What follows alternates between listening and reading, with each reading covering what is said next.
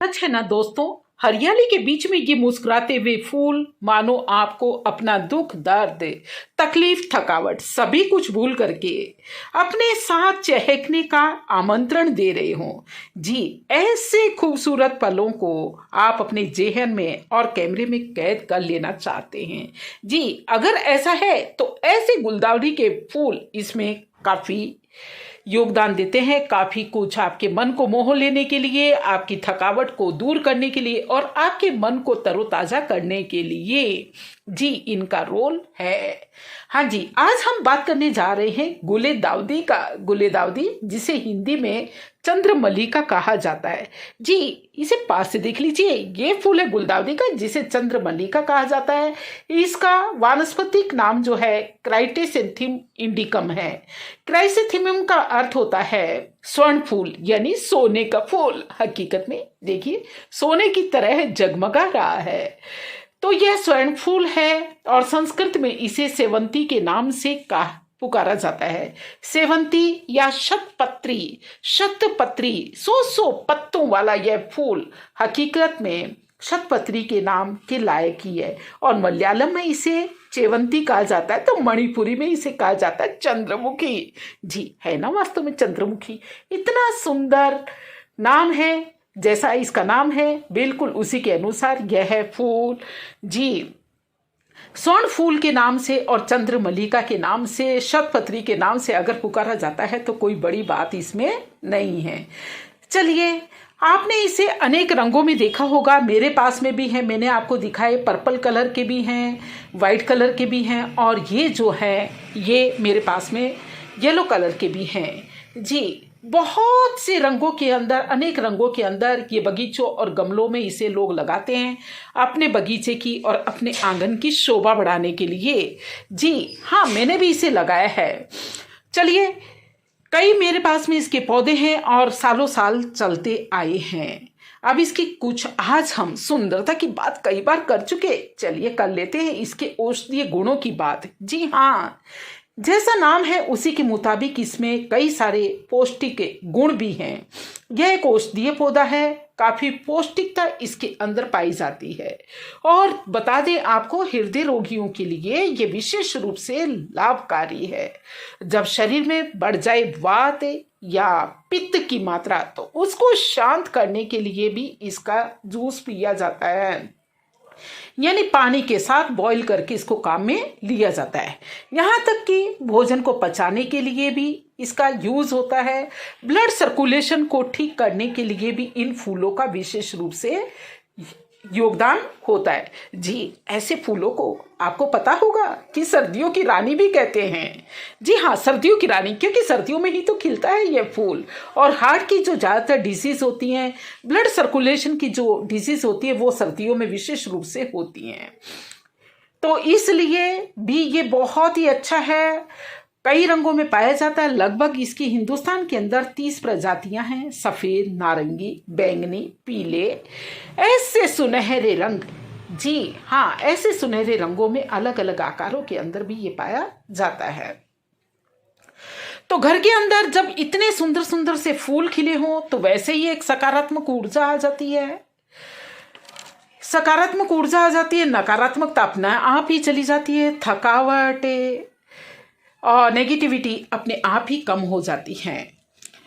चलिए, अब इसके हम बात कर रहे थे औषधीय गुणों की। जी हाँ, एक और बात बता देते हैं कि इसके औषधीय गुणों में जो है, बड़े फूलों की अपेक्षा छोटे फूलों में ज़्यादा गुण होते हैं। इसलिए हाइब्रिड की अपेक्षा आप छोटे फूलों वाले इसे काम मिले। अब चलिए, चलते चलते इसकी बात कर लेते हैं कि क्या क्या फायदे होते हैं। क्या हम बात ही करते रहेंगे या इन फूलों की सुंदरता ही दिखाते रहेंगे? जी, बात यूं है कि अगर माइग्रेन माइग्रेन यानी जिसे आधा सीसी कहा जाता है, बहुत ही बड़ी परेशानी है और आजकल एक ये आम समस्या बनती जा रही है। इसमें गुलदाउदी के पत्तों को पीस करके सिर पर आप लगा लीजिए, आपका माइग्रेन धीरे धीरे कम होते हुए छूमंतर हो जाएगा। बिल्कुल हाँ जी, यह आजमाया हुआ नुस्खा है कि माइग्रेन के अंदर इसके पत्तों को आप तोड़ करके पीस लीजिए और पीस करके आप सिर पर लगा लीजिए। इस तरह से आपका माइग्रेन यानी आधा सीसी बिल्कुल दूर हो जाएगा।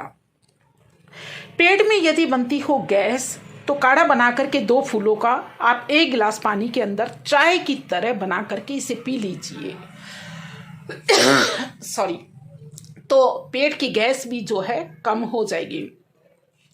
बवासीर, क्योंकि आजकल खान पान ही कुछ इस तरह का है, बवासीर, पाइल्स की समस्या आज एक आम समस्या है, जबकि पहले इसके लिए ये कहा जाता था कि कहा भी न जाए और सहा भी न जाए। वास्तव में ऐसे नहीं है, दर्द होता है इसमें बवासीर में, लेकिन उसको दूर करने के लिए भी आप इसकी चाय बना करके पी सकते हैं।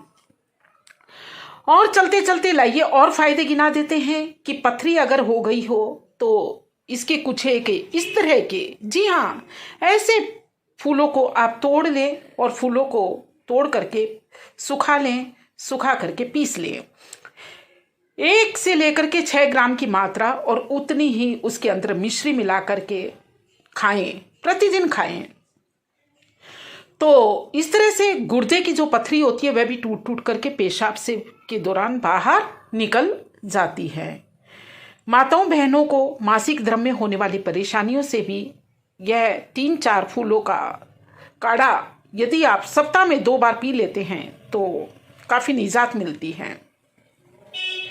इस तरह से वास्तव में यह गुलदाउदी न केवल चहकने और महकने और खुश रहने का एक मैसेज देती है, बल्कि सदैव सदैव ये अपने औषधीय गुणों के कारण भी काफ़ी मानी जाती है। जी हाँ, इसीलिए जापान में एक बड़े स्तर पर इसकी खेती होती है और यहाँ तक कि जापान का तो यह राष्ट्रीय पुष्प भी है। जी दोस्तों, यह मेरा गुलदाउदी यानी चंद्रमल्लिका का वीडियो आपको कैसा लगा, और साथ ही इसके बताए हुए औषधीय गुणों को आप बिल्कुल ना भूलिएगा। जी हाँ, आप काम में लीजिए, और जो है बहुत ही इजी भी है इसे ग्रो करना। इसको कैसे ग्रो करते हैं इसके बारे में हम फिर कभी बात करेंगे।